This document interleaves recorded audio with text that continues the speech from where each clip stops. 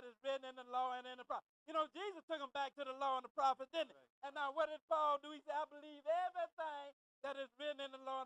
The stuff that I teach, in other words, I got it from the law and from the prophets. This ain't something that came along after Jesus was born in the flesh. This is something that I got from the law and from the prophets that later became a part of the Christian doctrine, but it came out of the law and out of the prophets. Go ahead and read some more.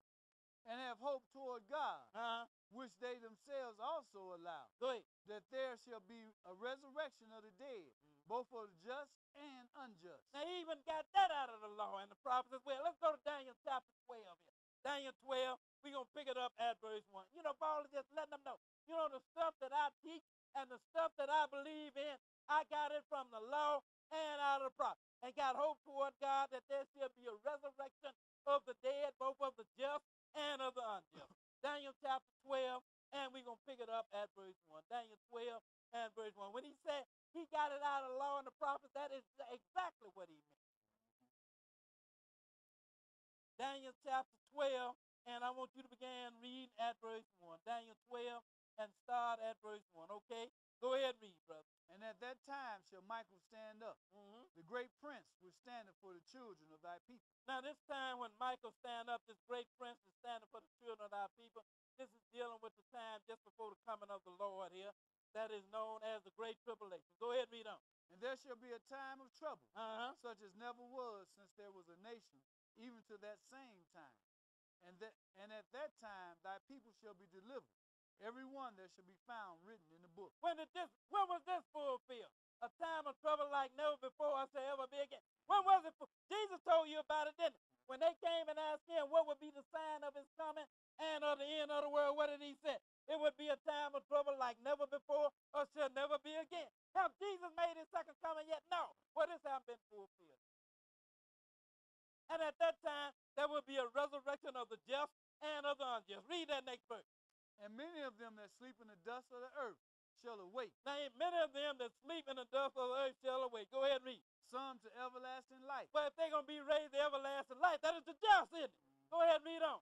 And some to shame and everlasting contempt. Now, if some to shame and everlasting contempt, that is the unjust, isn't it? So Paul said, everything I believe, I got it out of the prophet.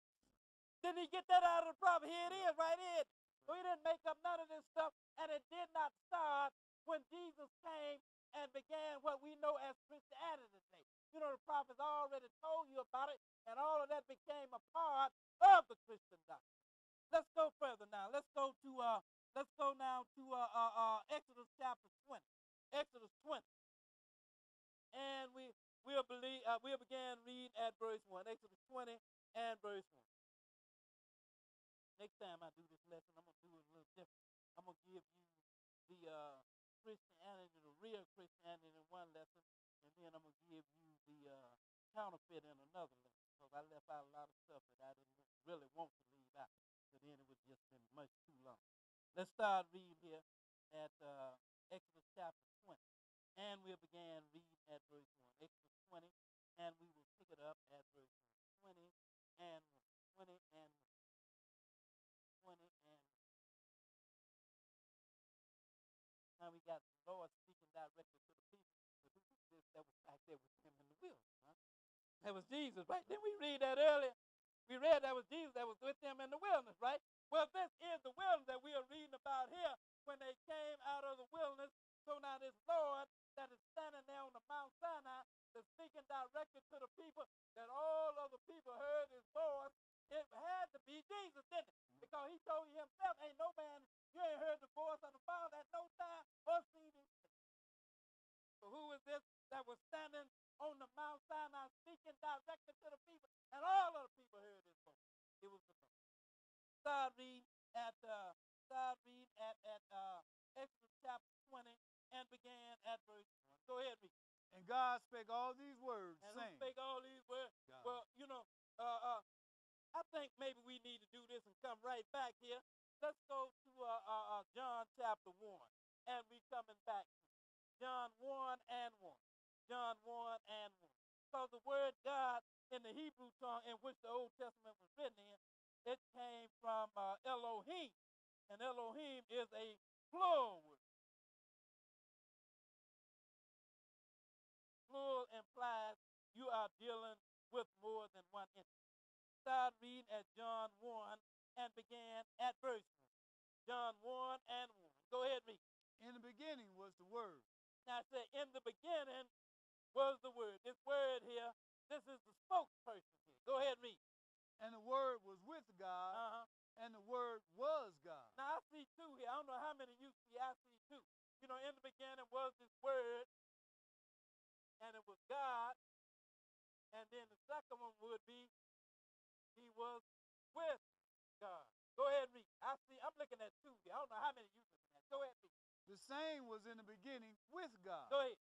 All things were made by him, and without him was not anything made that was made. Now he made everything that was made, and then if you go over to Colossians, it will tell you exactly who it was that made everything that was made. It tells you that Jesus made everything that was made. Skip down to verse 10. Now go ahead and read.